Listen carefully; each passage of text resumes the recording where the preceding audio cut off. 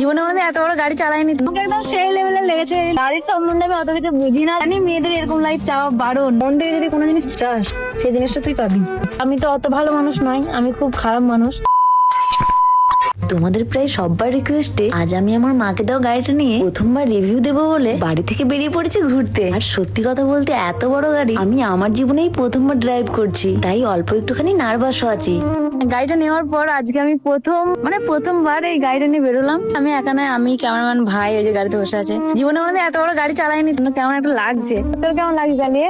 ভালো লাগছে, কিন্তু মানে একটু ভয় লাগছে, বড় বলে একটু আন্দাজটা একটু হচ্ছে না। ও বলছে চলো অনারশিপ রিভিউটা দাও। আমি বলছি কি, আমি তো চালাইনি, কি অনারশিপ রিভিউ দেবো? আমার এখন এই যে জানি না এখানে আমার কি হয়েছে, ভালো হচ্ছে না, তার জন্য আমি ব্লগ বানাতে চাইছি না। কেমন একটা লাগছে না, তো আমাকে হাওয়াটা একটু কম লাগছে চাকায়, কিন্তু কেমন বলছে নাকি এই চাকাগুলো এরকমই হয়। ও বলছে একটু কম আছে, আমাকে মনে হচ্ছে ঠিকই আছে, এরকমই থাকে।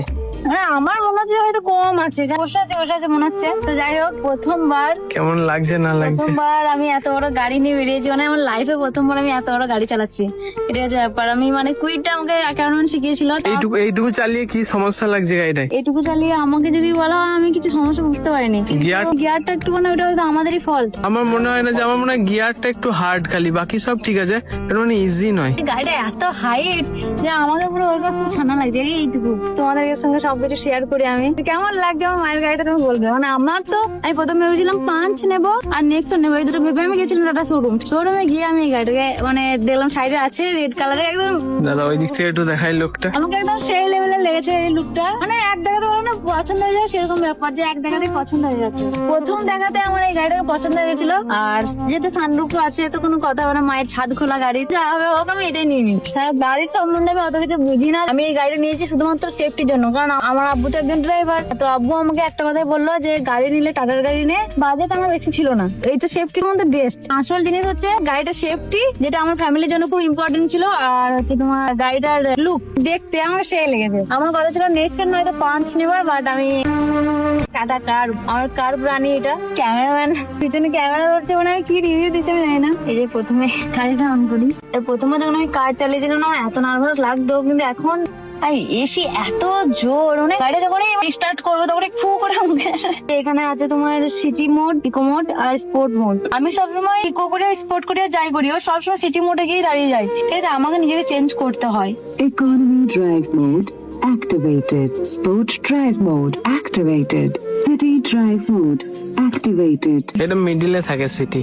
এই যে এখানে সব এসি কন্ট্রোলস এর বাটন রয়েছে, এসি অন অফ। আমাকে অনেকে কমেন্টে বলছে যে দিদি টাটা কারটা একবার দেখাও, ফুল ভিডিও একবার দাও। তো আমি মানে কি বলবো, এত গাড়িটাকে চালাতে না আমার সাহসই হচ্ছিল না। এটা আমি আব্বু বলছিলাম আমি চালাবো না, তুমি চালাও, কেন এত বড় গাড়ি, গাড়ি কিছু হয়ে যায় খুব লাগবে মনে, কেন অনেক কষ্ট করে নিয়েছি। তো আজকে অনেক সাহস নিয়ে মানে মনটা এত খুঁতখুত করছে, মনে হচ্ছে যাই কিছু হবে না, যাই কিছু হবে না। তো ব্যাপারটা কি বলতো, সবাই বলে যে তুমি দিদি বাড়ি ঘর না করে খালি গাড়ি নাও কেন এরকম। মানে এমন না যে আমি বাড়ি ঘর করি না, করছি কিন্তু খুব ছোট করছি। কারণ আমার ছোট্টবেলা থেকে আমার গাড়ি ঘোড়ার প্রতি এত শখ। বলে না প্রত্যেকটা মানুষের কিছু না কিছু একটা মানে ঝোঁক থাকে, শখ ড্রিম থাকে। আমার হচ্ছে এই কার, বাইক, মানে এগুলো রাইড করবো, ড্রাইভ করবো, এরকম। মানে সারাদিন শুধু গাড়ি চালাবো, ঘুরে বেড়াবো, চা খাবো, এরকম একটা মানে লাইফ আমার। তো জানি মেয়েদের এরকম লাইফ চাওয়া বারণ, মানে মেয়েদেরকে এতটা স্বপ্ন না দেখাও ভালো, কিন্তু আমি দেখেছি, তারপরেও আমার ভালো লাগে যে আমি ড্রাইভ করবো। আমার মেকআপ টেকআপ এসব পছন্দ হয় না, আমিও ভালোবাসি বলতে হালকা ফুলকা, কিন্তু আমার সব থেকে ভালো লাগে এই যে সারাদিন ঘুরে বেড়াবো, গাড়ি নিয়ে গাড়ি চালাবো। সব দিকে বেশি ভালো লাগে বাইক রাইড করতে। আবার এখন কার চালাচ্ছি, কারও মোটামুটি ভালোই লাগছে। আসল ব্যাপার হচ্ছে আমার কার, বাইক এগুলোর প্রতি ঝোঁক। তো তোমরা আমাকে বারবার একটা কথাই বলো যে দিদি এবার একটা ভালো করে বাড়ি বানাও। তো তোমরা ঠিকই বলো যে একটা বাড়ি বানানো অবশ্যই দরকার। তবে আমার যে বাড়িটা আছে সেটা আমার কাছে তো অনেক ভালো, ছোট থেকে আমার অভ্যাস ওই বাড়িটাতে ঠিকই আছে, থাকার মতো বটে। একটা শুধু মাকে বাড়ি বানিয়ে দিচ্ছে, ওটা মায়ের থাকবে, ব্যাস এতটুকুই। যাই হোক, ক্যামেরাম্যান এই যে আমার ভিডিও করছে। তো ক্যামেরাম্যান তোর কেমন লাগছে গাড়িটা? ভাই তোর কেমন লাগছে গাড়িটা? ভালো। এই যে ক্যামেরাম্যান কেমন লাগছে গাড়িটা? আমার ভালো লাগছে, অনেক বড়, মানে স্পেসটা বেশি কুইডের থেকে। হ্যাঁ অনেকটাই বড় গাড়িটা। এখনো পর্যন্ত আব্বু খালি কতটা চালিয়েছে দেখবে। এই যে এটা তোরে লিখে, এটা 600 কত 63। বাবা, আমাদের কুইডে কিন্তু এরকম ছিল না। তো এখানে দিয়েছে ভলিউম আপ ডাউন আছে, তোমার কল রিসিভ আছে, সব আছে। এই যে সানরুফটা আছে অনেক বড়, প্যারানমিক না কি বলছে। আর ক্যামেরাম্যানের কি শখ রে? ক্যামেরা তোর যে কি সেদিন তুই কি বলছিলিস শোরুমে আমি যেদিন গাড়িটা নিতে গেছিলাম ডেলিভারি, ক্যামেরাম্যান বলছে যে যেদিন আমি গাড়িটা শোরুম থেকে বের করছি সেদিন ওরা গেছিল, দিয়ে তখন ক্যামেরাম্যান বলছে যে সানিয়া জানো তো আমারও একটা শখ আছে। আমি বলছি, কি শখ বল? বলছে আমি একটা এন নেবো। এন? আমি বলছি এন কেন? এন মানে কথা বুঝতে পারিনি। আমি বলছি এন আবার কি? এন দিয়ে বলছে স্করপিও এন নেবো। এন নেবে একদিন? হ্যাঁ যদি আল্লাহ করে, যদি যদি আল্লাহ করায় তাহলে ও একদিন স্করপিও এনে নেবে।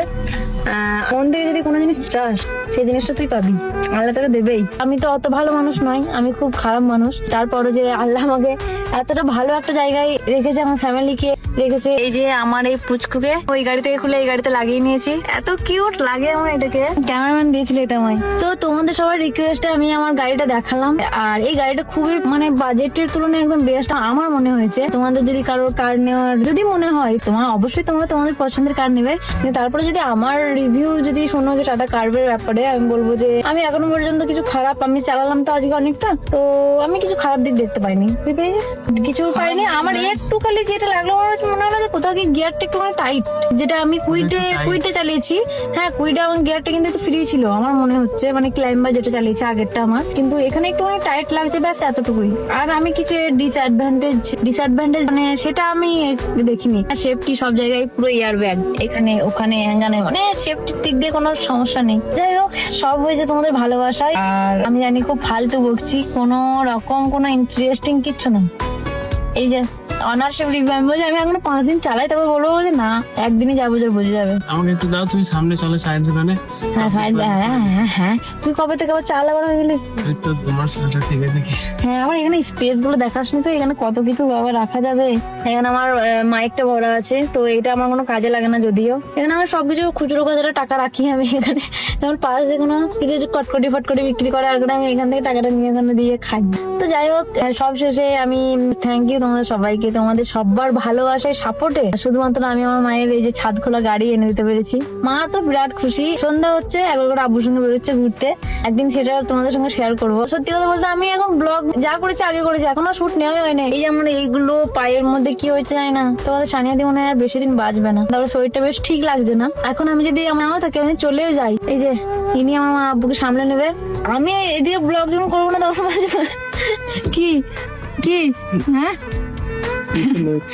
যখন ব্লগটা করবো না, শুরু করবো না, তখন কানে ব্লগটা অন করো। আর আমি ব্লগ শুরু করলে আমার ব্লগ করতে এত ভালো লাগে যে আমি ব্লগ করেই যাই। তো যাই হোক, যাই চা খেয়ে আসি। টাটা।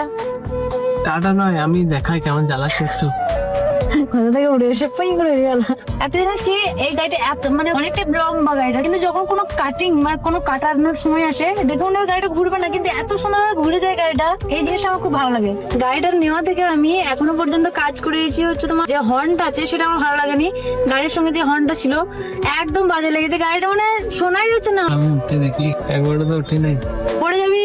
পড়ে যাবো না, একবারও এই প্রথম একটু উঠেই দেখি। বাইরে মাঠে অনেক শিয়াল আছে, এদিকে চিল্লাচ্ছে। 950 টাকা দিয়ে আমি হর্নটা চেঞ্জ করালাম, কারণ ওই হর্নটা একদমই ফালতু ছিল, কিছু শোনাই যাচ্ছিল না। সত্যি কথা তোমাদেরকে দেখাবো, আজকে যখন গাড়িটা বের করে আনছি তখন একজন এসে হঠাৎ করে এসে আমার সামনে পড়ে গেল।